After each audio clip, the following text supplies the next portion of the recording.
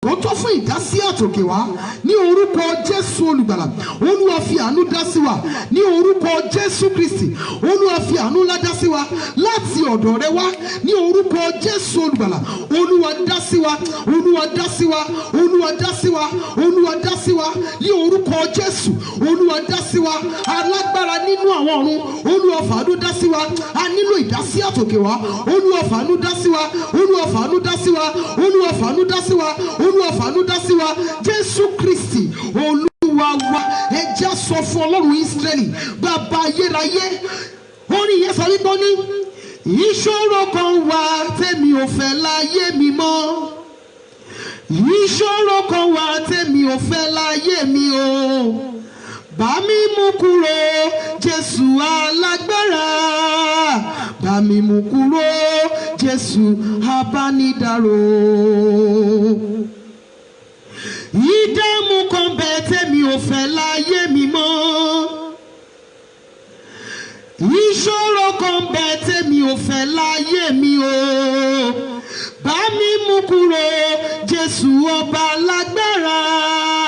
Bá mi mú kúrò Jésù abánidárò. Ẹkún ìkọ̀kọ̀ kan wà tèmi ò fẹ́ láyé mi mọ́. Ìbànújẹ́ kan wà tèmi ò fẹ́ láyé mi o. Bá mi mú kúrò Jésù alágbára o. Bá mi mú kúrò Jésù abánidárò. Arúgbó ìgbàanì. Ẹkún ìkọ̀kọ̀ kan wà tí mi ò fẹ́ láyé mi mọ́. Ìṣòro kan wà nínú ayé mi tí mi ò fẹ́ torí kò jẹ́ kí ayé mi ó pé. Ìwọ Jésù abánidárò, ó yá fàánú mú kúrò ní àárọ̀ yìí. Olúwa, ohun tí ènìyàn lè bá mi dá sí, fi àánú dá sí fún mi ní àárọ̀ yìí o. Ó ti ní kí n ké gbì ọ́ pé kí nìkan tó ń dà kàn mí láàmú nígbà tí mo lè gba àdúrà. Ọ̀rọ̀ rẹ̀ wípé àwọn tó bá wá ọ ní kùtùkùtù ni yóò rí ọmọ tí wá ọ ní kùtùkùtù. Ọlọ́run Ísírẹ́lì fi àánú dá sí mi. Fi àánú dá sí mi ní àárọ̀ yìí. Àsìkò tó, Ọlọ́run ìgbàlà mi, fi àánú dá sí mi. Ẹ jọ̀ọ́ bí ẹ ti ń wọlé, ẹ máa share program yìí as many times as possible. Ohun tí mo mọ̀ ní wípé kí Jésù jọba kí èṣù jọba kò lè ṣeé ṣe. Agbára Ọlọ́run ni yóò borí, agbára òkùnkùn kò lè borí. Ẹ bá mi sọ fún Ọlọ́run Ísírẹ́lì, mọ́ mi dájú ẹ ké pe Ọlọ́run. Ọlọ́run, ìṣòro kan wà nínú ayé mi tí mi ò fẹ́ mọ́. Ìṣòro kan wà nínú ayé mi ò fẹ́ mọ́. Arúgbó ọjọ́ bá mi mú kúrò. Ìwọ Jésù abánidárò, mú ìṣòro kúrò nínú ayé mi. Mú ìṣòro kúrò nínú ayé mi o bàbá. Dá mi lọ́lá, fi mí lọ́kàn balẹ̀. Gbé mi lékè ìṣòro Èdùmàrè. Oríṣiríṣi àwọn ìdojúkọ ni àwọn ènìyàn ń dojúkọ lónìí. Ṣùgbọ́n èmi Ọlọ́run ní pé kí àwa ké pe òun wípé kí ló dé tí ọkàn wọn dààmú nígbà tí a lè gba àdúrà. When you can pray, why are you worried over your children? When you can pray, why are you worried over your life? When you can pray, why are you worried over your business? When you can pray, why are you so worried about everything happening around you? Lóòótọ́, ó lè dàbí wípé kò wọ́ọ̀kì lónìí. Ṣùgbọ́n Jésù abánidárò ní pé kí ló dé tí ọkàn rẹ̀ dààmú nígbà tó lè gba àdúrà. Èrè ìdí nìyí tèmi àyè òfin gbọ́dọ̀ wọ ayé ara wa ràn ní àárọ̀ yìí. Olúwa, something is wrong with me. Fi àánú dá sí mi. Ìkan nínú orin mi sọ wípé Ọlọ́run, ìkan ń ṣe mí o. Ọlọ́run mi, ìkan ń ṣe mí o. Tí o kò bá lè gbà mí, o ò ní dá mi sínú ayé. Tó o bá lè gbà mí, o ò ní ṣẹ̀dá mi. Amọ̀ ní mí lọ́wọ́ ìwọ alámọ̀, mi ò lágbára jù ọ́ lọ. Olúwa, nǹkan kan ti dàpọ̀ mọ́ àlìkámà ayé mi. Àwọn èpò kan ti dàpọ̀ mọ́ àlìkámà mi. Ìwọ Ọlọ́run tó dá ayé àti ẹ̀kún rẹ̀, fi àánú dá sí mi ní ibi gíga ní àárọ̀ yìí. Bàbá ayérayé, mi ò rí ọ̀rọ̀ ara mi yanjú. ìwọ nìkan ló kù mí kù Olúwa, torí ọ̀rẹ́ ayé wọ́n ń já ní kulẹ̀ o, wọ́n máa ń dání. Ẹbí ènìyàn wọ́n ń já ní kulẹ̀ o, wọ́n ń dání. Ọ̀rẹ́ ènìyàn wọ́n ń já ní kulẹ̀ o, wọ́n ń dání. Ọ̀rẹ́ máa ń já ní kulẹ̀ o, wọ́n ń dání. Ẹbí ẹni wọ́n ń já ní kulẹ̀ o, wọ́n ń dání. Ọ̀gá ibi iṣẹ́ wọ́n ń já ní kulẹ̀ o, wọ́n ń dání. Àwọn tagbọ́kànlé wọ́n ń já ní kulẹ̀ o, wọ́n máa ń dání. Torí náà ìwọ nìkan ló kù wá kù Olúwa, torí ọ̀rẹ́ ayé wọ́n ń já ní kulẹ̀ o, wọ́n ń dání. Olúwa, ìkankan ń ṣe mí. Olúwa, nǹkan ń ṣe mí. Ẹ̀mí àwọn wòlíì fi àánú dá sí mi. Ọlọ́run Ísírẹ́lì fi àánú dá sí mi ní àárọ̀ yìí. Arúgbó ọjọ́ ẹni ìgbàanì, àwọn ènìyàn ti mọ̀ mí mọ́. Àwọn ènìyàn ti mọ orúkọ rẹ mọ́ mi lára. Bàbá ayérayé fi àánú ńlá dá sí mi ní àárọ̀ yìí. Ìwọ nìkan ló kù mí kù, ó ti ní ké pè ọ́. Bàbá ayérayé fi àánú dá sí mi ní àárọ̀ yìí. Arúgbó ìgbàanì fi àánú nù mí lómi jẹ́nu. Àwọn omijé kan wà tó jẹ́ wípé ẹ ní fẹ́ kí ọmọ yín rí lójú yín, ẹ ní fẹ́ kí aya yín rí lójú yín, ẹ ní fẹ́ kí ọkọ yín rí lójú yín, ẹ ní fẹ́ kí àwọn tí wọ́n jọ ń gbé nínú ilé kan rí, nítorí pé wọ́n béèrè lọ́wọ́ yín pé kí ló ń pa yín lẹ́kún. Ohun tó ń pa yín lẹ́kún dẹ̀ rèé, kò ṣeé sọ jáde. Ẹ̀yin nìkan lẹ́ ń dá nọ́ọ̀sì ẹ̀ nínú ọkàn, ẹ̀yin nìkan lẹ́ ń dá gbé, ẹ̀yin nìkan lẹ́ ń dá sọ, ẹ̀yin nìkan lẹ́ ń dẹ̀rù arúgbó ọjọ́ o. Ọlọ́run ṣàánú fún mi ní àárọ̀ yìí, nǹkan ń ṣe mí. Olúwa fi àánú dá sí mi. Ẹ̀mí àwọn wòlíì, ó yẹ fi àánú dá sí mi ní àárọ̀ yìí. Mo fẹ́ rí ìdásí àtòkè wá. Bàbá ayérayé fi àánú dá sí mi. Ó yẹ àdúrà ní orúkọ Jésù, ní orúkọ Jésù, ní orúkọ Jésù Kristi ti Násárẹ́tì. Ìwọ Ọlọ́run tó ń gbé ibi gíga bẹ̀ ọ́, Olúwa fi àánú dá sí wa ní orúkọ Jésù olùgbàlà. A nílò ìdásí àtòkè wá. Olúwa fi àánú dá sí wa. Arúgbó ọjọ́ fi àánú dá sí wa. Olúwa fi àánú dá sí wa. Bàbá ayérayé a bẹ̀ ọ́, Olúwa fi àánú dá sí wa. Ọlọ́run ìkan ṣe wá ní orúkọ Jésù olùgbàlà. À ń là nǹkan kọjá tí a ò lè bá ẹnikẹ́ni sọ̀rọ̀. À ń là nǹkan kọjá tí a ò lè bá ẹnikẹ́ni ṣàlàyé. Ìwọ Ọlọ́run tó dá wa, ó yẹ fi àánú dá sí wa ní àárọ̀ yìí ní orúkọ Jésù olùgbàlà. Nǹkan kan ṣẹlẹ̀ èyí tó ń da ọkàn wa láàmú. Àní nǹkan kan ṣẹlẹ̀ èyí tó ń gba omijé ìkọ̀kọ̀ lójú wa. Àní nǹkan kan ṣẹlẹ̀ tí ò jẹ́ kí ayé wa rí bí a ti fẹ́. Alágbára nínú ọ̀run o, ó yẹ fi àánú dá sí fún wa ní àárọ̀ yìí ní orúkọ Jésù olùgbàlà. Àní nǹkan kan ṣẹlẹ̀ sí wa, ẹnikẹ́ni ò lè bá wa yanjú ẹ̀. Ìwọ Ọlọ́run tó dá ayé àti ọ̀run, ó yẹ fi àánú yanjú ẹ̀. Jésù Kristi Olúwa wa. Fàánú dáhùn sí mi, arúgbó ọjọ́ mo bẹ̀bẹ̀. Fàánú dáhùn sí mi o, arúgbó ọjọ́ mo bẹ̀bẹ̀. Arúgbó ọjọ́ mo bẹ̀ ọ́, fàánú yanjú ọ̀rọ̀ mi. Fàánú dáhùn sí mi, arúgbó ọjọ́ mo bẹ̀bẹ̀ o. Bí mo ṣe ń gbọ́ ni mo ń kọ́ yìí o, kì í ṣe orin tí mo gbọ́ rí. Bí áńgẹ́lì yìí ṣe ń kọ́ fún mi ni mo ń kọ́ jáde fún yín yìí. Mọ́mì dádì ẹ̀jọ̀ bí mo ti ń kọ́ ẹ máa kọ́ tẹ̀lé mi. Fàánú dáhùn sí mi, arúgbó ọjọ́ mo bẹ̀bẹ̀. Arúgbó ọjọ́ mo bẹ̀ ọ́, fàánú yanjú ọ̀rọ̀ mi. Nígbà kẹta, fàánú dáhùn sí mi o, arúgbó ọjọ́ mo ń bẹ̀bẹ̀. Fàánú dáhùn sí mi, arúgbó ọjọ́ mo bẹ̀bẹ̀ o. Arúgbó ọjọ́ mo bẹ̀ ọ́, fàánú yanjú ọ̀rọ̀ mi. Àwọn nǹkan kan wà, kò sí bí ọkọ àti ìyàwó ṣe fẹ́ràn ara wọn tó, wọn ò lè rí yanjú fún ara wọn. Àwọn ogun kan wà, kò sí bí ọkọ àti ìyàwó ṣe fẹ́ràn ara wọn tó, tí wọ́n kí ẹnu bẹnu ara wọn, kò sí bí wọ́n ṣe fi ìfẹ́ hàn sí ara wọn tó, wọn ò lè rí yanjú fún ara wọn. Àfi tí Ọlọ́run fúnra rẹ̀ bá dá sí fún wọn. Ẹ ké pe orúkọ Jésù. Ìwọ Ọlọ́run tó dá mi, ó nídìí tó fi dá mi lóbìnrin. gbogbo ẹ̀yin dádì tó wà níbí ó nídìí tí Ọlọ́run fi dá yín lọ́kùnrin. Olúwa ó nídìí tó fi dá mi lóbìnrin, ò dá mi kí n lè wá jìyà. Nítorí ọ̀rọ̀ rẹ̀ wípé ohun gbogbo tí o dá dáradára ni. Olúwa, níbo làìdá ti wọnú ayé mi? Bàbá ayérayé, níbo ni àìdá ti wọnú ìrìn àjò mi? Arúgbó ọjọ́ fàánú dáhùn sí mi ní àárọ̀ yìí. Tẹ́ ẹ bá ti ṣe àpúrógrámù yẹn ṣe bẹ́ẹ̀. Ní orúkọ Olúwa, Olúwa fàánú dáhùn sí mi ní àárọ̀ yìí. Àní àwọn nǹkan kan wà tí Ọlọ́run fúnra rẹ̀ bá dá sí nígbà yẹn lọ̀rọ̀ wa tó níyanjú. Bàbá ayérayé, lórí àwọn ọmọ mi, Olúwa dáhùn sí mi. Lórí àwọn èso tó fi fún mi, Olúwa fàánú dáhùn sí mi.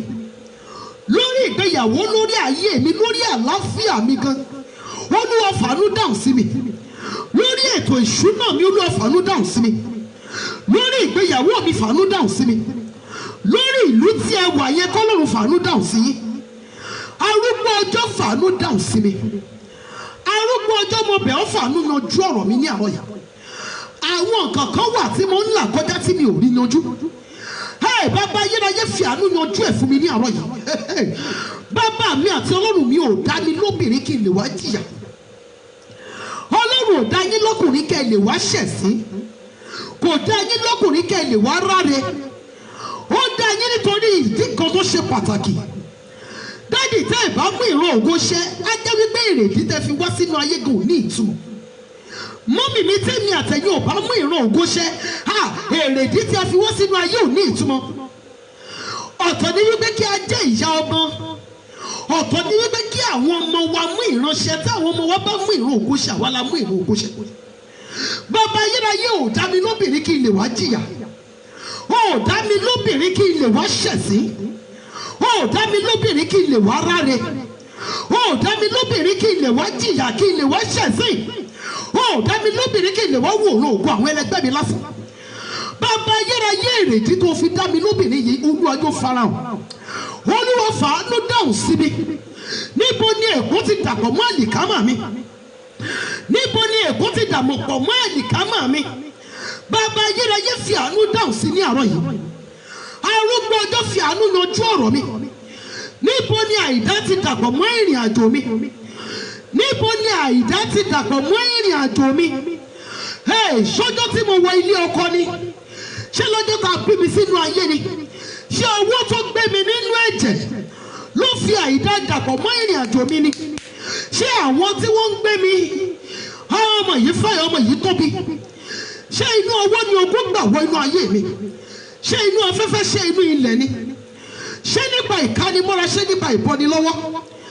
Ibo gan logún gbà wọ inú ayé mi? Ìwọ Ọlọ́run tó dá ayé àti ẹ̀kún rẹ̀, fi àánú parí ẹ̀ ní àárọ̀ yìí. Ìwọ ló ní kẹ́gbẹ́ ọ pé kí ló dé sí ọkàn mi dààmú nígbà tí mo lè gbàdúrà. Why worried when you can pray? Èmi ò mọ̀ bóyá ọ̀rọ̀ yẹn ń dún sétí ẹnìkan bẹ̀ yẹn. Why worried when you can pray? Something is wrong with me. Ọlọ́run Ísírẹ́lì, mo nílò ìdásí rẹ. My God, I need your intervention. I am so weak. My spirit is weary. Bàbá ayérayé, dá sí mi ní àárọ̀ yìí sẹ́. Bàbá ayérayé, dá sí mi. Ó dá mi lóbìnrin kí n lè wá wòrán ògo àwọn ẹlẹgbẹ́ mi lásán. Ó dá mi lóbìnrin pé kí n lè máa pàtàwọ́ fáwọn tó win lásán. Ìwọ Ọlọ́run tó dá mi lóbìnrin, fàánú dáhùn sí mi ní àárọ̀ yìí. Ìkọ̀kọ̀ gba omi jẹ́ ìkọ̀kọ̀ lójú mi tí mi ò lè bá ẹnikẹ́ni sọ. Mo ń la nǹkan kọjá tí mi ò lè ṣàlàyé fún ẹnikẹ́ni. Bàbá ayérayé, fàánú dá sí fún mi ní àárọ̀ yìí. Arúgbó ọjọ́, fi àánú dáhùn sí mi ní àárọ̀ yìí. Ìwọ ló ní kí ló dé tí ọkàn mi dààmú, mo ti gbé ìdààmú ọkàn mi tì sẹ́gbẹ́ kan. Mi ò mọ̀ bóyá ẹnìkan ti ń faraya nínú àdúrà níbẹ̀ yẹn. Ọlọ́run Ísírẹ́lì, mo ti gbé ìdààmú mi tì sẹ́gbẹ́ kan, mo ti kẹ́gbẹ́ ọ. Olúwa, fi àánú dá mi lóhùn ní àárọ̀ yìí, mo bẹ̀ ọ́ ni. Ọlọ́run, èrèdí tó fi dá mi lóbìnrin wá sínú ayé, Olúwa jọ̀ọ́ farahàn. Èrèdí tó fi dá mi ní obìnrin wá sínú ayé, Olúwa jọ̀ọ́ farahàn. bàbá ayérayé fi àánú dáhùn sí mi ní àárọ̀ yìí. Ó yá àdúrà ní orúkọ Jésù, ní orúkọ Jésù, ní orúkọ Jésù Kristi ti Násárẹ́tì. Ọlọ́run tó pọ̀ ní ipá àti agbára, a bẹ̀ ọ́ ni Olúwa fi àánú dá sí wa ní orúkọ Jésù olùgbàlà. Ní àárọ̀ yìí Ọlọ́run Ísírẹ́lì, Olúwa fi àánú dá sí wa. A nílò ìdásí àtòkè wa, a nílò ìdásí rẹ. Bàbá ayérayé dá sí wa, Olúwa fi àánú dá sí wa ní orúkọ Jésù olùgbàlà. Èrè ìdí tó fi dá mi lóbìnrin, mo mọ̀ wípé ò dá mi lóbìnrin kí n lè wá jìyà, ó dá mi lóbìnrin kí n lè wá ráre, ó dá mi lóbìnrin kí n lè wá fi gbogbo ìgbésí ayé mi jagun. Èyí tí mo fi jagun ní ìrìn àjò ayé mi ò tó gẹ́.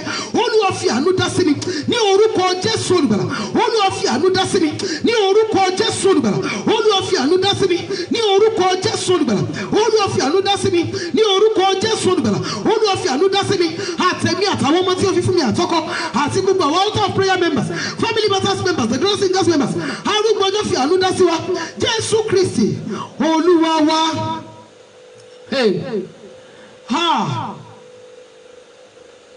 Ìkan nínú orin mi sọ wípé máa kọjá mi olùgbàlà rere,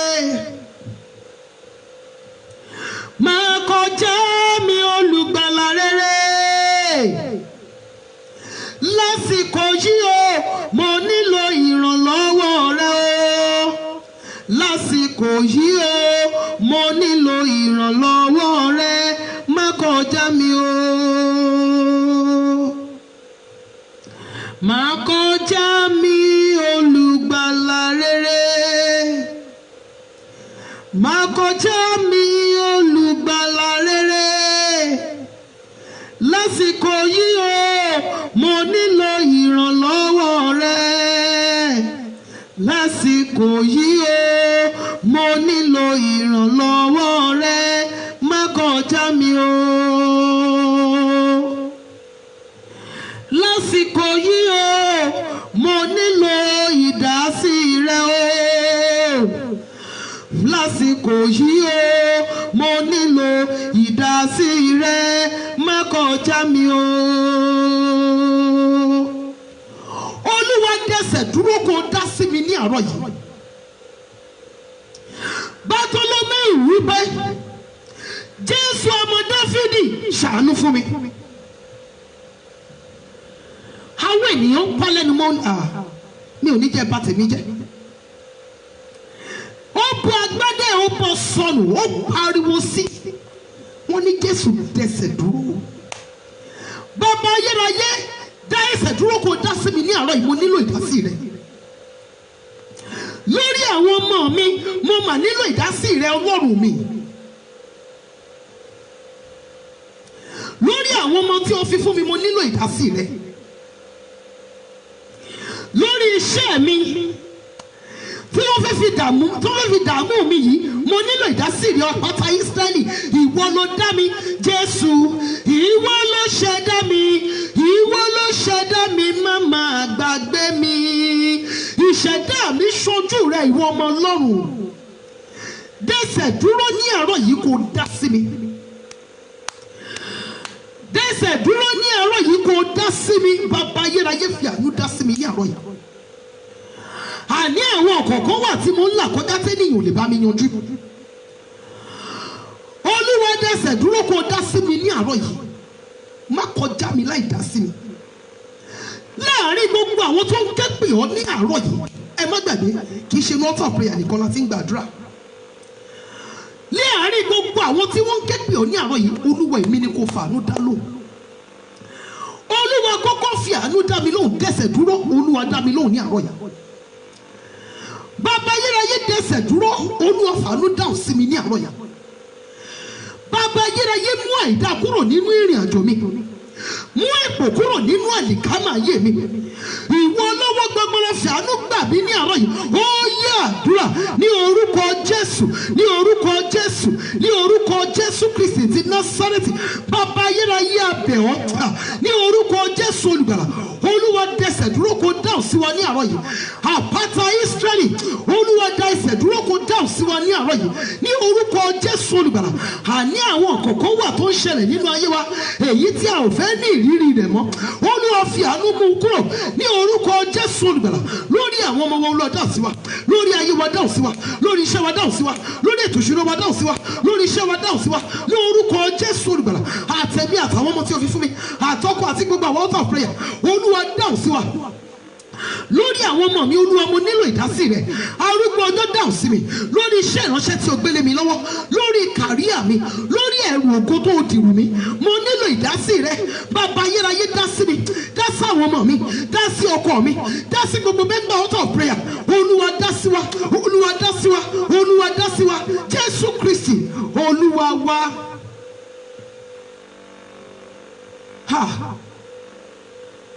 Mi mọ̀ bóyá topic àárọ̀ mi mọ̀ bóyá ring mi mọ̀ bóyá fún yín lẹ́nìtì mo bóyá fún yín message kankan. Why worried when you can pray? Púpọ̀ nínú àwọn ènìyàn when they are passing through something, àdúrà ò kì í ṣe first solution tó máa ń wá sí ọkàn ọ̀pọ̀lọpọ̀. Ẹkún lèèyàn mi kankan máa ń bú sí. Wọ́n bẹ̀ sí ń béèrè ìbéèrè. Nígbà wo lógun yìí yóò tán? Nígbà wo lèmi náà máa fi ọwọ́ mi ka owó tó ní ìtumọ̀? Nígbà wo ni bísínẹ́sì mi yìí yóò dára? Nígbà wo ni mo fẹ́ ní ìsinmi? Lọ́jọ́ wo gan ni mo fẹ́ láyọ̀? Lọ́jọ́ wo gan lèmi náà fẹ́ bẹ́gbẹ́ mu? Lọ́jọ́ wo ni mo fẹ́ bẹ́gbẹ́ gbé? Lọ́jọ́ wo lógun yìí fẹ́ tán? Béèyàn mi ṣe ń bọ́ nínú ogun kan ló ń wọ inú èmi. Bó bá ṣe ń bọ́ nínú ogun kan ló ń bọ́ sínú èmi. Oh my goodness, why worried when you can pray? Why worried when you can cry out to your creator? Mọ́mí dáadé ẹjọ́ ẹ ké pe orúkọ Jésù kó tó di wípé àwọn ọ̀nà ọ̀rọ̀ Ọlọ́run lọ torí time ti lọ and mi ìfẹ́ máa waste time wa mọ́ lórí program yìí. Ẹ ké pe Ọlọ́run Ísírẹ́lì bàbá ayérayé. Àní ìwé ayé mi kan wà níwájú ìtẹ́ àánú tó nílò ìbọwọ́lù rẹ̀. Kábíyèsí Elédùmarè. Ìwé ayé mi kan wà, fáìlì mi ó wà níwájú ìtẹ́ àánú tó nílò signature rẹ̀. Bàbá sáyé sọ̀rọ̀ mi. Bàbá sáyé sọ̀rọ̀ mi. Kí wá sáyé mi kó lè ní ìtumọ̀ o. Bàbá sáyé sọ̀rọ̀ mi. Torí ni áńgẹ́lì mi fi bá mi rin ìrìn àjò ní àárọ̀ yìí. Bàbá sáyé sọ̀rọ̀ mi. Mi ò gbọ́dọ̀ orin bẹ́ẹ̀ rí o. Bàbá sáyé sọ̀rọ̀ mi. Kí wá sáyé mi kó lè ní ìtumọ̀ o. Bàbá sáyé sọ̀rọ̀ mi. Ó máa ń dùn mí wípé àwọn tó bá yẹ kó wà nínú àdúrà yìí wọ́n ń sí ń bẹ̀. Wọ́n ń sí ń bẹ̀, wọ́n lè sọ wípé àwọn fẹ́ padà gbà létà. Ìgbà téèyàn mi bá fẹ́ gbà létà zeal yẹn lè má sí níbẹ̀. Èèyàn mi lè máa gbà létà yẹn kó sáré rí bread kó kì í sẹ́nu. Èèyàn mi lè sọ wípé òun fẹ́ gbà létà yẹn kí wọ́n sáré máa pè é nítorí iṣẹ́ kó má ráyè concentrate. Ayérayé fáìlì mi kan wà níwájú ìtẹ́ àánú tó ní ṣe pẹ̀lú ayé mi. Olúwa bu ọwọ́ lù. Fáìlì ayọ̀ mi lórí àwọn ọmọ mi. Fáìlì ìgbẹ́dìde ayé mi. Fáìlì tí wọ́n fi mú ìrun ògo ṣẹ. Ó wà níwájú ìtẹ́ àánú. Ìwọ Ọlọ́run tó dá mi, ó yá dáhùn sí mi, ó yá sáìn fáìlì mi ní àárọ̀ yìí. Gbogbo èyí tẹ́ ń ṣiṣẹ́ ọ́fíìsì ọ̀rọ̀ tí mo ń sọ yìí máa yé yín dáadáa. Ọ̀rọ̀ tí mo ń sọ yìí ó máa yé yín, mọ́mí dádì ọ̀rọ̀ mi yé yín ní àárọ̀ yìí. Ó dàbí wípé kí n rí gbogbo yín lójú kojú kájọ képe Ọlọ́run ní àárọ̀ yìí, bẹ́ẹ̀ ló ṣe ń ṣe mí. Bàbá ayérayé sáìsì fáìlì mi ó ń bẹ níwájú ìtẹ́ àánú. Ohun tí mo gbọ́ ní àárọ̀ yìí nìyẹn.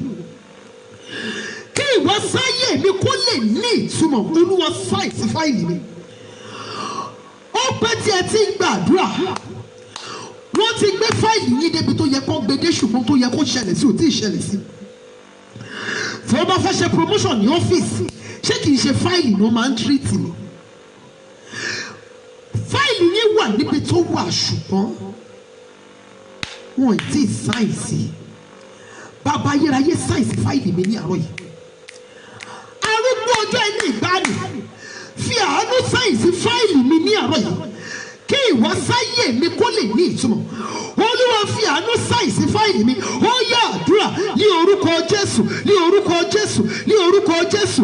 Àtẹ̀mí àtàwọn ọmọ tí ìwọ Ọlọ́run fi fún mi, àtọkọ àti gbogbo àwọn altar of prayer àti family matters members, the Grace Singers members. Olúwa Ọlọ́run Ísírẹ́lì fi àánú sáyẹ̀nsì fáìlì wa tí ń bẹ níwájú ìtì àánú.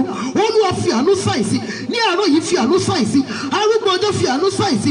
Ẹ̀mí àwọn wòlíì fi àánú sáyẹ̀nsì ní orúkọ Jésù olùgbàlà. Olúwa sáyẹ̀nsì ọ̀rọ̀ wa ní orúkọ Jésù olùgbàlà. Olúwa sáyẹ̀nsì ọ̀rọ̀ wa kọ́rọ̀ wa lè dayọ̀. Olúwa sáyẹ̀nsì ọ̀rọ̀ wa Jésù Olúwa wa. Mo wà ní John 16:33. John 16:33.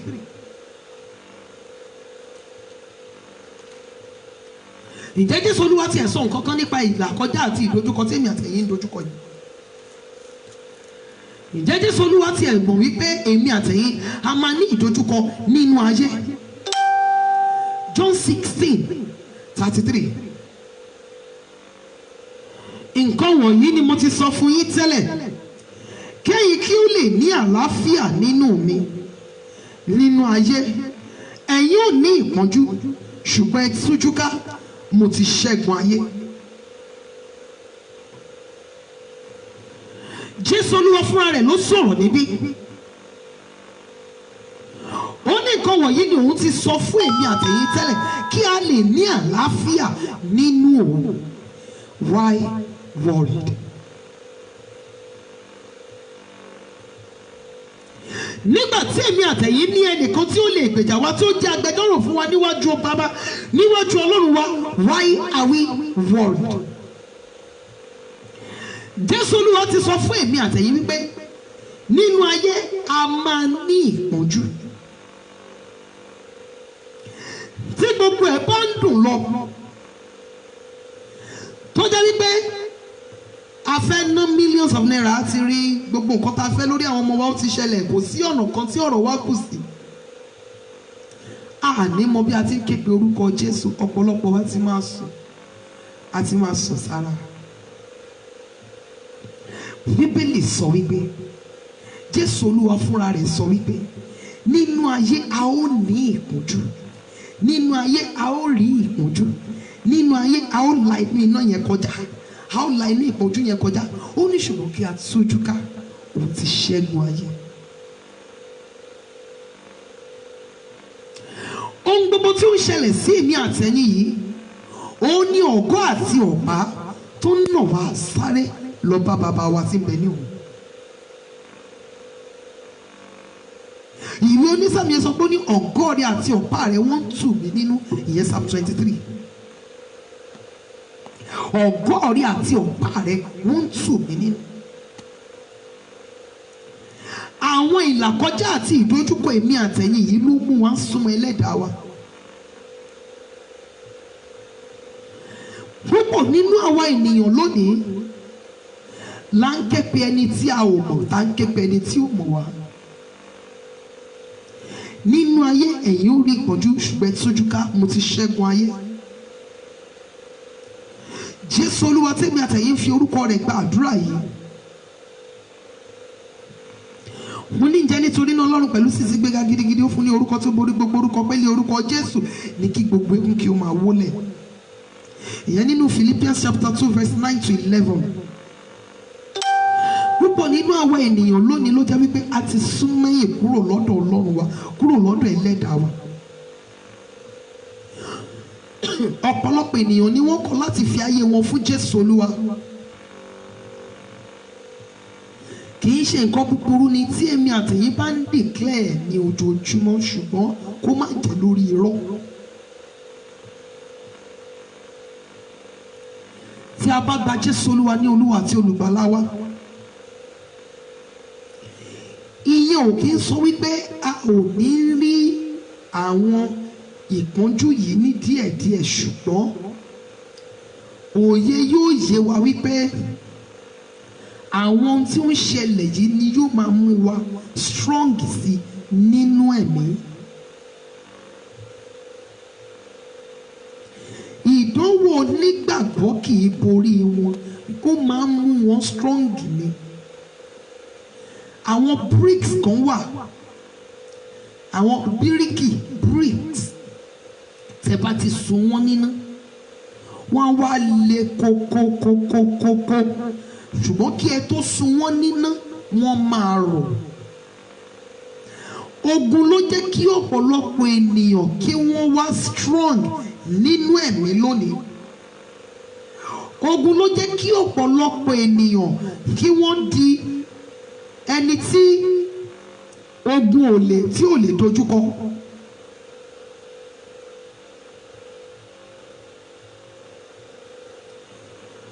Ogun ló jẹ́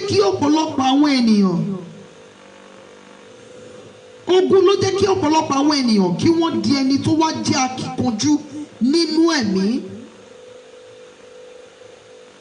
Ṣé ẹ mọ̀ wípé àwọn gold tó bá jẹ́ original gold, ẹ máa mọ̀ wípé wọ́n máa ń la inú iná kọjá.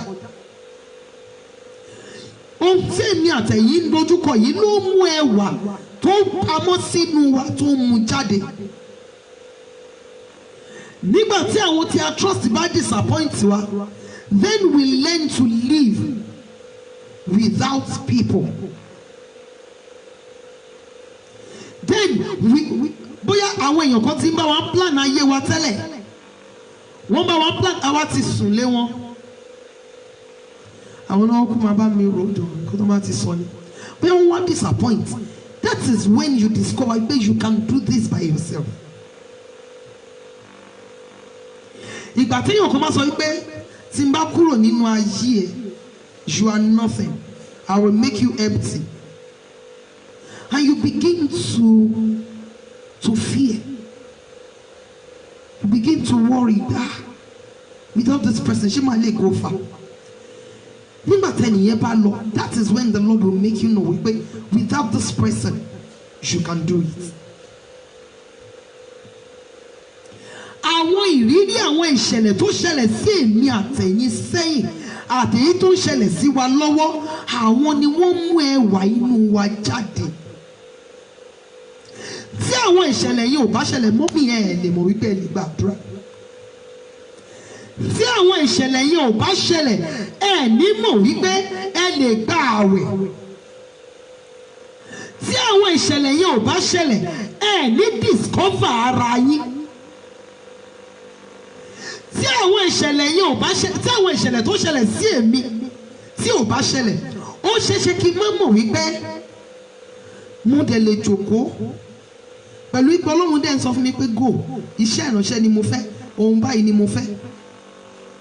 Mo lè má mọ̀ wípé irú ìran bí eléyìí wà níwájú.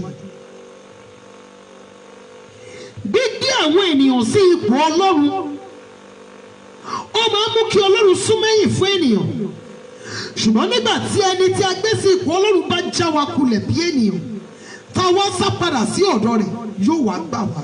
Nínú ayé a ó ní ìpọ́njú, ṣùgbọ́n kí a tún ká òun ti ṣẹ́gun ayé.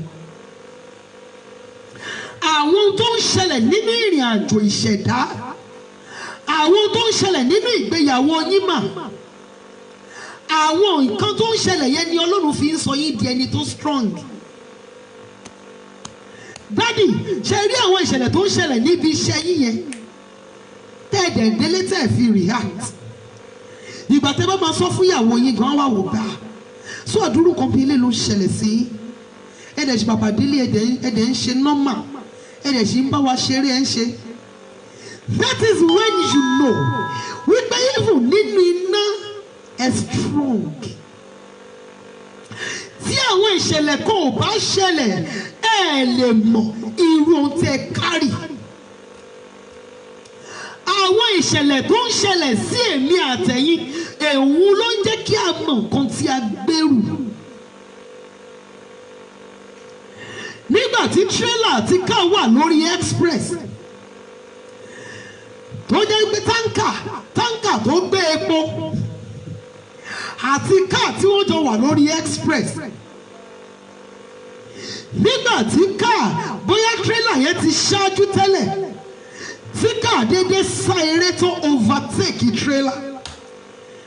nígbà yẹn ni tírélà máa mọ̀ wípé ẹrù ògo tó ń rù ò lè jẹ́ kó ń kọ̀mpìtì pẹ̀lú ká, torí ohun tó ń kárì ní ohun tó wà nínú ohun tó ń kárì tó ń gbèrú kò lè jẹ́ kó ń sa erékéré bíi ti ká, torí tó bá sa erékéré bíi ti ká yóò da ẹrù ògo rẹ̀ nù, ẹrù ògo rẹ̀ yóò ṣòfò mọ́ lọ́wọ́.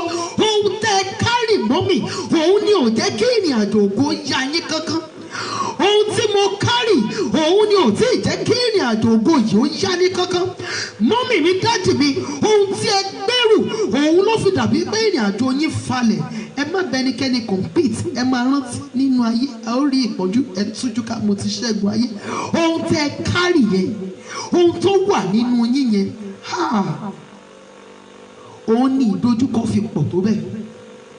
Ẹ má gbàgbé igi eléso àti igi tí ò léso àti igi tó ní èso tí ò ṣeé jẹ, igi tó léso tó ṣeé jẹ, igi tí ò léso àti igi tó ní èso tí ò ṣeé jẹ.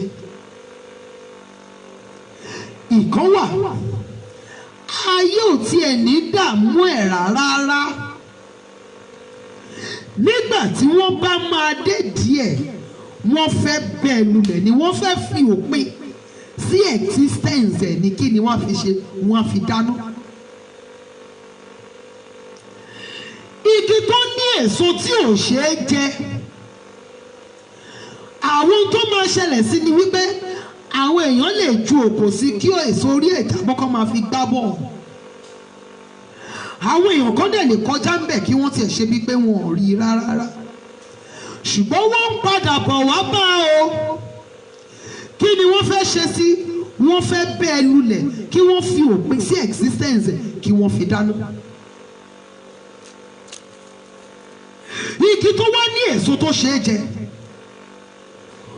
wọ́n sọ òkòlù, wọ́n sọ igi lù, àwọn kan wọ́n tiẹ̀ tún wá gún ògùn, wọ́n gún òkè ẹ̀ torí kíni èso tó wà lórí ẹ̀ yẹn wọ́n fẹ́ ká a jẹ.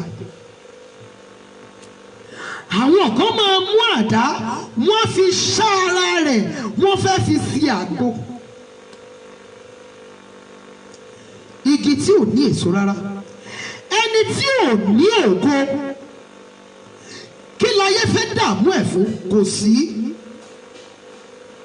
Wọ́n fi sílẹ̀ wọ́n ní ìwásáyé òkùnkùn ní ìtumọ̀, kò ní ipa. Igi tó ní èso tí ò ṣeé jẹ, nítòótọ́ ló ní ògo ṣùgbọ́n ògo rẹ̀ ò wúlò fún ara rẹ̀ débi tí ó ti wúlò fún ẹni míì. Wèrè tó gbajúmọ̀ láàrin ìlú ṣé ẹ lè lọ gbé sórí ìtẹ́? Nítòótọ́ ní èso ṣùgbọ́n èso ẹ̀ ò wúlò. Dìdìrì tó gbajúmọ̀ láàrin ìlú, ìjẹ́ ẹ lè lọ gbé kẹ́lẹ́ fẹ́ fi ṣe ọ̀gá ilé iṣẹ́ yín? Nítòótọ́ ló ní ògo, gbogbo àwọn ènìyàn mọ̀ sí wèrè, gbogbo àwọn ènìyàn mọ̀ sí dìdìrì. Ó ní èso ṣùgbọ́n èso rẹ̀ ò ṣeé jẹ, kò wúlò fún ohunkóhun. Nígbà tí wọ́n bá máa bẹ́ẹ̀ lulẹ̀ wọ́n fi òpin sí ìwà láàyè rẹ̀, tó bá kú wọ́n ló máa ṣe, wọ́n ló ti kú, wọ́n fi dáná.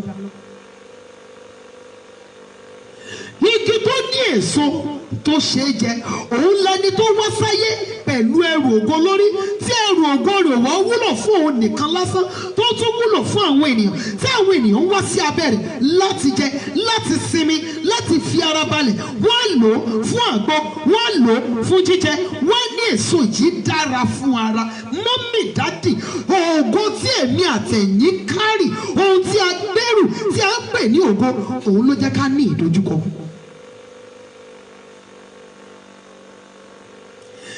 Ọmọ tó ní ìdojúkọ tí wọ́n wàhálà yìí, mọ́mì ẹ má fi èpè kún ohun tó ń ṣe, ohun tó kárì ni. Each time tí ọmọ yìí bá ti misbehave, ẹ máa rántí ìtàn tírélà àti káà, ẹ máa rántí ìtàn igi tó ní èso tó ṣeé jẹ, èyí tó ní èso tí ò ṣeé jẹ àti èyí tí ò ní èso rárá.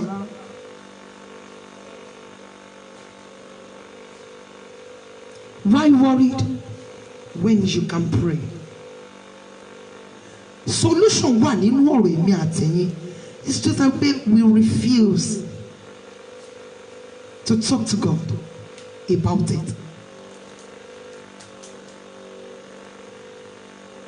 Ohun tí o gbèrú ló fi ní ìdojúkọ. Torí ohun tí a gbèrú làwọn ènìyàn fi ń dìde ogun, ni wọ́n fi wá ń ṣá, ni wọ́n fi ń mú ogun, ni wọ́n fi ń ju òkò sí, ni wọ́n fi ń ju igi sí. Wọ́n fẹ́ jẹ nínú ohun tí a kárì, ṣùgbọ́n wọn ò fẹ́ gba ọ̀nà tí ó tọ́. Àwọn kan máa lọ mú igi wọ́n fi ká, àwọn kan wọ́n ju òkò sí, àwọn kan wọ́n mú ogun. Ó ní gbogbo àwọn àrífín, àwọn ọ̀rọ̀ kùbákùgbé tèmi àtẹ̀yìn máa ń gbọ́. Ṣé wọn náà dẹ̀ sọ pé ráyé wá báyìí láti lè distract èmi àtẹ̀yìn? Why worried when you can pray? Listen, wọ́n mọ tó kárì, wọ́n mọ̀ wípé tó bá fẹ́ ọkọ ó máa gbéra sí, òun ní ìdojúkọ tó ń rí lọ́wọ́.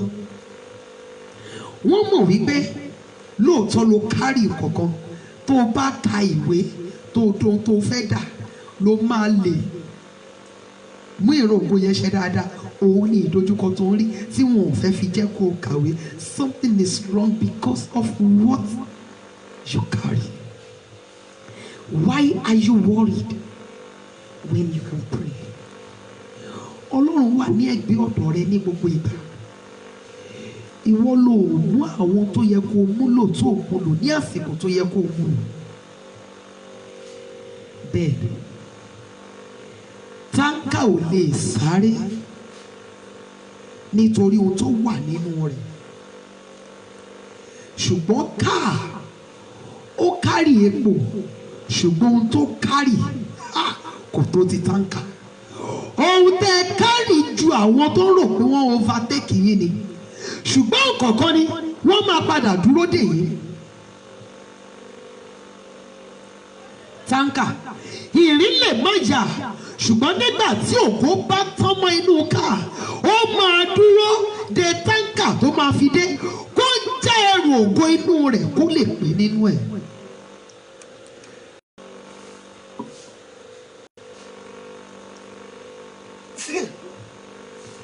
Káà yóò dúró de táǹkà nígbà tí ògo tinú ẹ̀ bá tán. Yorùbá wípé eégún tó kọ́kọ́ jó ìran ló máa wò gbẹ̀yìn.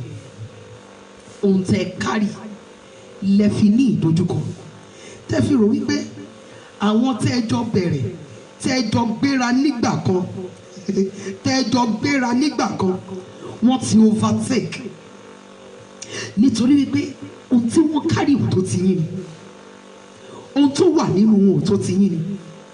Ẹ má wá bá wọn sáré o. Tí táǹkà bá fẹ́ bá káà sá eré, ó ṣeé ṣe kó lose gbogbo ẹrù ògo tó wà nínú ẹ̀. Èrèdí nìyí tó fi gbọ́dọ̀ rọra steady, kó rọra máa ṣe jẹ́jẹ́, kó lè débi tó ń lọ pẹ̀lú àlàáfíà. Nígbà tó bá já ẹrù ògo inú rẹ̀, yóò wúlò fún ọ̀pọ̀lọpọ̀ ká.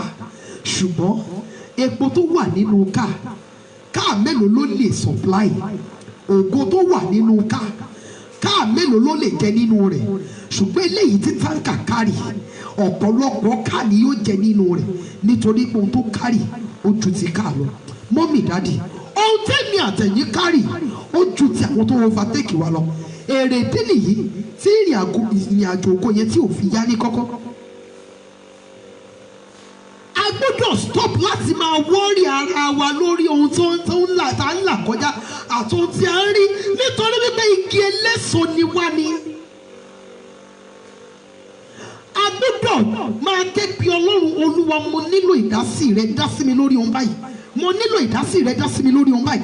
Mo nílò ìdásí rẹ, dá sí mi lórí ohun báyìí. Nígbà tí ìdásí rẹ bá máa dé, àwọn ènìyàn tó overtake wa yóò dúró dè wá, nítorí pé ohun tí a kárì wọ́n nílò rẹ̀ láti survive. Kí Ọlọ́run kó bù sí ọ̀rọ̀ rẹ̀. Mọ́mì dádì ẹ sọ fún Ọlọ́run, Olúwa ṣàánú fún mi, ayé má jò fi ẹrù ògo mi ṣòfò. Àsìkò ti lọ, ẹ má bínú. Ayé má jọ fi ẹrù ògo mi ṣòfò. Ọ̀rọ̀ wà nínú àsìkò sí. Bàbá ayérayé ṣàánú fún mi. Má jẹ́ kí ayé fi ẹrù ògo mi ṣòfò. Ayé má jọ fi ẹrù ògo mi má jọ dàdánù mọ́ mi lọ́wọ́. Ọlọ́run ràn mí lọ́wọ́. Mú mi mú ìran ògo ṣẹ. Ó yá àdúrà ní orúkọ Jésù, ní orúkọ Jésù, ní orúkọ Jésù Kristi ti Násárẹ́tì. Àtẹ̀mí àtàwọn ọmọ tí Ọlọ́run fún mi àtọ́kọ àti gbogbo àwọn altar of prayer. Olúwa Ọlọ́run Ísírẹ́lì, ayé má jọ fi ẹrù ògo wa ṣòfò. Ní orúkọ Jésù olùgbàlà, ayé má jọ dẹ ẹrù ògo wa dànù. Ní orúkọ Jésù Kristi, Olúwa wa, Olúwa má jẹ́ fọwọ́ ara mi ṣe ra mi. Orí inú mi máa má bà tòde mi jẹ́. Orí inú mi máa má takò mí o. Ẹlẹ́dàá mi máa má jẹ́ fi wà mí o ṣera mi. Ọlọ́run ṣàánú fún mi. Orí inú mi má jọ bà tòde mi jẹ́, má jẹ́ fọwọ́ ara mi ṣera mi. Àkàìníyè àwọn tí wọ́n ní ògo ni wọ́n lọ ń bá àwọn aláìlógo sá eré ìje. Ẹ gbọ́ mi, ará ẹ̀yìn ló máa ń sọ̀rọ̀ àwọn ará iwájú. Ará ẹ̀yìn, àwọn èrò ẹ̀yìn, àsìkò sí ní àárọ̀ yìí, àwọn èrò ẹ̀yìn ni wọ́n máa ń sọ̀rọ̀ àwọn ará iwájú. Tí ará iwájú bá ti lè dúró láti gbọ́ tí èrò ẹ̀yìn sọ, yóò dèrò ẹ̀yìn. Kí ni tí pẹ̀lú àwọn nǹkan tí wọ́n sọ nípa yín?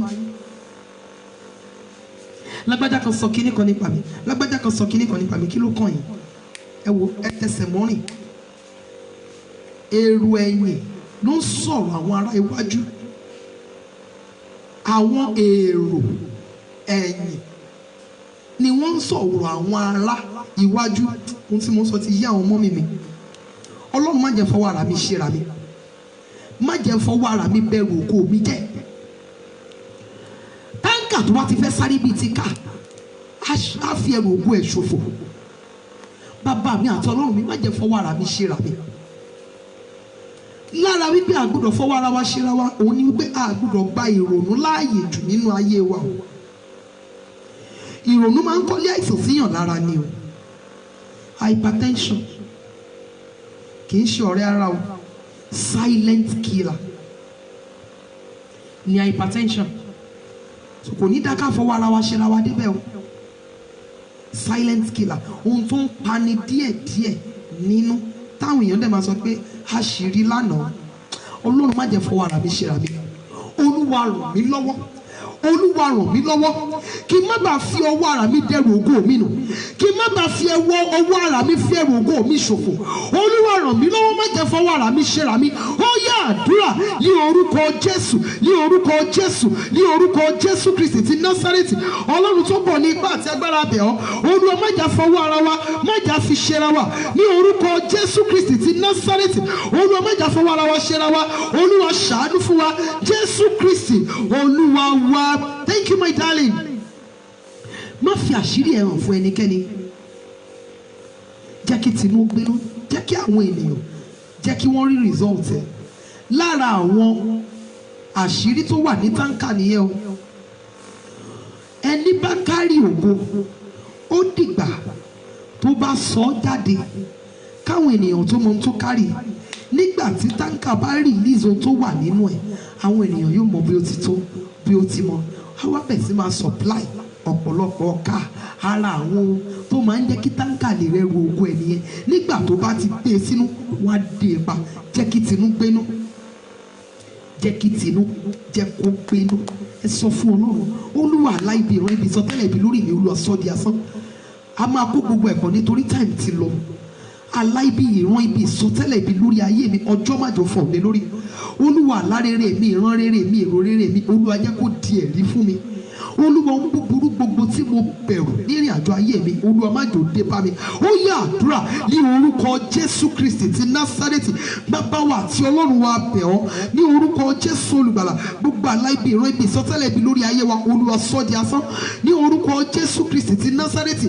Àlá ibi, ìran ibi, ìsọtẹ́lẹ̀ ibi lórí ayé wa, ọjọ́ má jò fọ̀hún lé lórí ní orúkọ Jésù olùgbàlà. Àlá rere wa, ìran rere wa, èrò rere wa, Olúwa jẹ́ kó di ẹ̀rí fún wa. Olúwa jẹ́ kí ọjọ́ fọ̀hún lé lórí ní orúkọ Jésù Kristi ti Násárẹ́tì. Ohun búburú gbogbo tí a bẹ̀rù, Olúwa má jò dé bá wa. Jésù Kristi Olúwa wa. Olúwa sọ ilé mi di ilẹ̀ Góṣẹ́nì tí ibi kì í wọ̀. Ó yá àdúrà ní orúkọ Jésù, ní orúkọ Jésù, ní orúkọ Jésù Kristi. Olúwa sọ ilé wa di ilẹ̀ Góṣẹ́nì tí ibi kì í wọ̀. Ọlọ́run Ísírẹ́lì sọ ilé wa di ilẹ̀ Góṣẹ́nì tí ibi kì í wọ̀. Jésù Kristi Olúwa wa. Ẹ já sọ fún Ọlọ́run, Olúwa ogun àtẹ̀yìnjà má jò jà wá ní ilẹ̀ Yorùbá.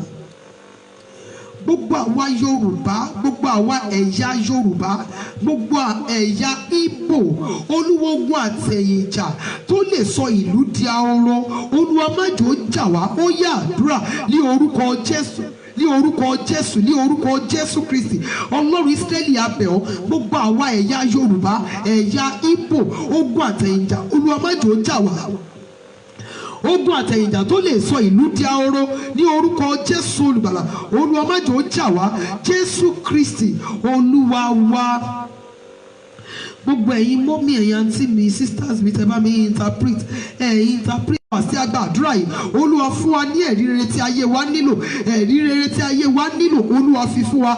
Jésù Olúwa wa.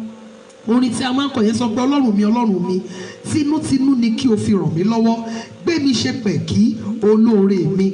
A máa kọ orin yẹn ní ìgbà mẹ́ta, a máa ṣe àmì méje lé lórí. Ọlọ́run mi, Ọlọ́run mi, tinútinú ni kí o fi ràn mí lọ́wọ́, gbé mi ṣe pẹ̀kí olóore mi. Ọlọ́run mi, Ọlọ́run mi, tinútinú ni kí o fi ràn mí lọ́wọ́, gbé mi ṣe pẹ̀kí olóore mi. Ọlọ́run mi, Ọlọ́run mi, tinútinú ni kí o fi ràn mí lọ́wọ́, gbé mi ṣe pẹ̀kí olóore mi. Àmín, àmín, àmín, àmín, àmín, àmín, àmín ní orúkọ Jésù. Olúwa fi tinútinú ràn mí lọ́wọ́.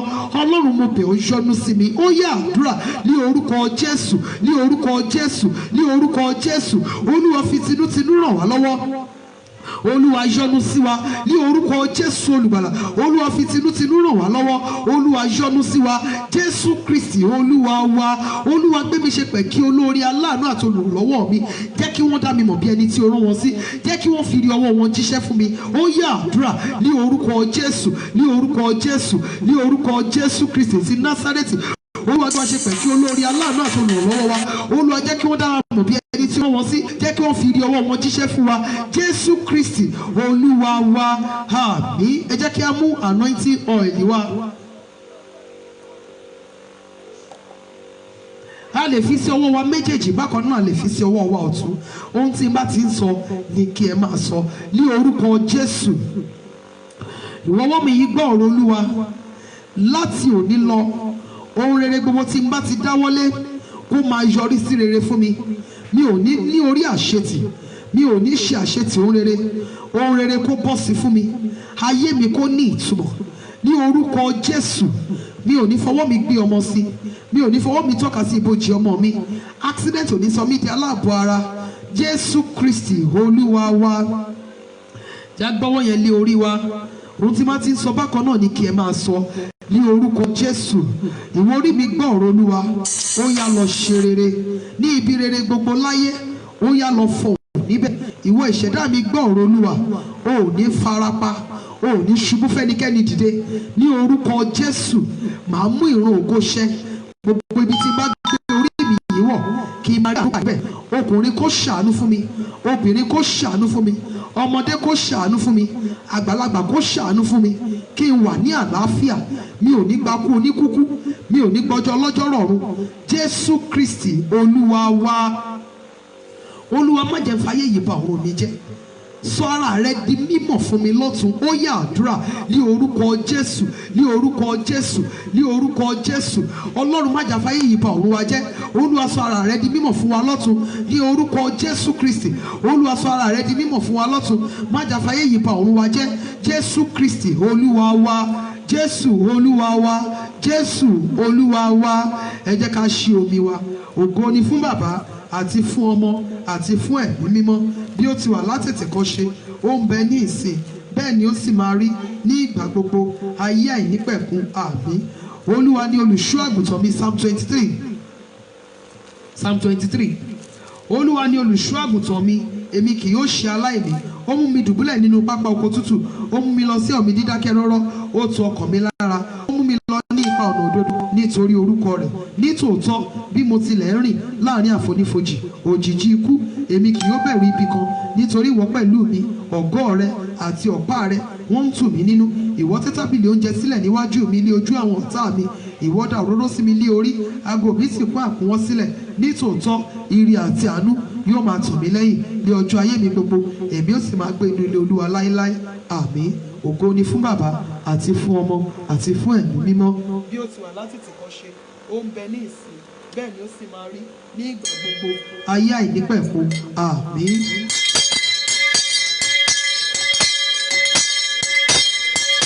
Ní orúkọ Jésù, Bàbá ayérayé, a gbé ọ̀gá fún àṣeyọrí prógrámù yìí. Olúwa gba ọpẹ́ wa. Ọlọ́run Ísírẹ́lì gba ẹ̀yìn wa. Ohun rere gbogbo tí a béèrè, Olúwa fàánú dá wa lóhùn. Ní orúkọ Jésù Olùgbàlà, mo gba àdúrà fún gbogbo ẹ̀yin tí ẹ share program yìí, gbogbo ẹ̀yin tẹ́ bá mi type informations, tẹ́ bá mi interpret. Ẹ gbọ́ ọ̀rọ̀ Olúwa Ọlọ́run àwọn ọmọ ogun. Ní orúkọ Jésù Olùgbàlà, bí Olúwa ti ń bẹ tí ẹ̀mí rẹ̀ ń bẹ láàyè síbẹ̀, ohun tí ayé yín nílò yẹn gan, ní orúkọ Jésù Ọlọ́run kò fi ṣe ayé yín lọ́ṣọ̀ọ́. Gbogbo ẹ̀yin tẹ́ bá mi share program yìí, ẹ̀yin tẹ́ share program yìí, tẹ́ invite àwọn ènìyàn wọlé, gbogbo ẹ̀yin mọ́mí, ẹ̀yin dáàdì tẹ́ ń comment, tẹ́ ń react, ní orúkọ Jésù Olùgbàlà. Mọ́mí mi tó ń fi program yìí sórí YouTube, àwọn tó ń share sórí WhatsApp, ẹ gbọ́ ọ̀rọ̀ Olúwa Ọlọ́run àwọn ọmọ ogun. Ohun tí ayé yín nílò, tí àwọn ènìyàn yóò fi mọ̀ wípé ní tòótọ́ ń sin Ọlọ́run alààyè, ní orúkọ Jésù Olùgbàlà, àánú Ọlọ́run ó yá kó yọ̀ǹda ẹ̀ fún yín. Ní orúkọ Jésù Olùgbàlà, mo gba àdúrà fún gbogbo altar of prayer members home and abroad. Ẹ gbọ́ ọ̀rọ̀ Olúwa Ọlọ́run àwọn ọmọ ogun. Ayé wa ní orúkọ Jésù Olùgbàlà ó yá kó gba ìsinmi. Ayé wa kó ní ìtumọ̀. Ayé wa kó dùn ún wò. Ẹrù ògo wa ò ní sọnù mọ́ wa lọ́wọ́. Ní orúkọ Jésù Olùgbàlà, àdúrà wa kó di ẹ̀rí ńlá fún wa. A ó máa yin Ọlọ́run. Gbogbo ẹ̀yin omi wọ̀nyí, ẹ gbọ́ ọ̀rọ̀ Olúwa ó yẹ di ẹ̀jẹ̀ Jésù. Agbára gbogbo nìṣe kó wọnú ẹ̀yin omi wọ̀nyí lọ. Jésù Kristi Olúwa wa. Àmín, àmín, àmín ní orúkọ Jésù. Mo kí gbogbo ẹ̀yin mọ́mí, ẹ̀yin dádì ní orúkọ Olúwa wípé a kú àdúrà lórúkọ Jésù Olùgbàlà. Àdúrà wa yóò gba, àdúrà wa kò ní ní ìdènà. Ẹ má bínú wípé mo gbà wá lásìkò díẹ̀ lónìí, ẹ má bínú. Ọ̀sẹ̀ tó ń bọ̀, ìyẹn next week Tuesday and Wednesday ní àwẹ̀ Jákọ́bù, yóò dára fún wa ní orúkọ Jésù. Àwọn mọ́mí, àwọn dádì kan ń béèrè lọ́wọ́ mi pé àwẹ̀ Jákọ́bù yìí pé àwọn ò gbọ́ rí. Nígbà tí Jákọ́bù máa báńgẹ́lì yẹn ja ìjàkadì, òru mọ́jú ni. Nígbà tó ń dẹ àfẹ̀mọ́júmọ́, pẹ̀lú wípé wọ́n fọwọ́ tọ́ ní kókósẹ̀, pẹ̀lú gbogbo ẹ̀ tí áńgẹ́lì yẹn fojú ẹ̀ ní jẹ́ kí n máa lọ láíláí, èmi ò ní jẹ́ kó lọ àfi tí o bá bùkún fún mi. Mi ò dẹ̀ rí kà nínú Bíbélì wípé ní gbogbo ìgbà tí Jákọ́bù báńgẹ́lì ìjàkadì wípé ó jẹ tàbí ó mu. Èyí ni ìtumọ̀ àwẹ̀ Jákọ́bù tí Ọlọ́run fi lé wa lọ́wọ́ nínú altar of prayer. Yóò dára fún wa ní orúkọ Jésù. So next week Tuesday,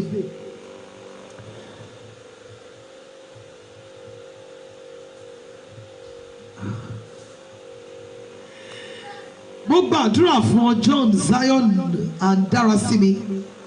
Bí Olúwa ti ń bẹ ní orúkọ Jésù Olùgbàlà, wàá mú èrò ògo ṣẹ. Ọjọ́ ìbí ẹ kò ní di ìbànújẹ́ fún ọ.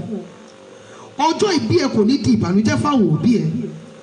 Ní orúkọ Jésù Kristi ti Násárẹ́tì, agbára tí mú ní fò níbi tí ẹgbẹ́ ẹni ti ń sáré, agbára tó mú ní rìn, agbára tó mú ní sáré kọjá àwọn ẹgbẹ́ ènìyàn, tó mú ní mú ìrògó ṣẹ. Agbára yìí ní orúkọ Jésù Olùgbàlà ó yá kó bà lé ọ. bí Olúwa ti ń bẹ tí ẹ̀mí rẹ̀ ń bẹ láàyè síbẹ̀ àti ṣe rere àti débi gíga láyé kò ní ní ọ́ lára. Jésù Kristi Olúwa wa. Happy birthday to you, my darling son. It is well with you in the mighty name of Jesus. So next week Tuesday and Wednesday ní àwẹ̀ Jacob ẹ jẹ́ ká fi sọ́kàn yóò dára fún wa ní orúkọ Jésù. It is well with us in the mighty name of Jesus. Ẹ jẹ́ ká ṣe oore ọ̀fẹ́ ní àpapọ̀. Oore ọ̀fẹ́ Jésù Kristi Olúwa wa, ìfẹ́ mímọ́ ti Ọlọ́run, ìdàpọ̀ ti ẹ̀mí mímọ́ kí ó sọ̀kalẹ̀ kí ó máa bá wa gbé láti ìsinsìnyí lọ àti títí láéláé. Àmín, àmín, àmín ní orúkọ Jésù. Ẹ jẹ́ ká kí hallelujah ńlá mẹ́sàn-án sí Ọlọ́run wa. Ó yá o, hallelujah, hallelujah, hallelujah, hallelujah, hallelujah, hallelujah, hallelujah, hallelujah, hallelujah. Ògo.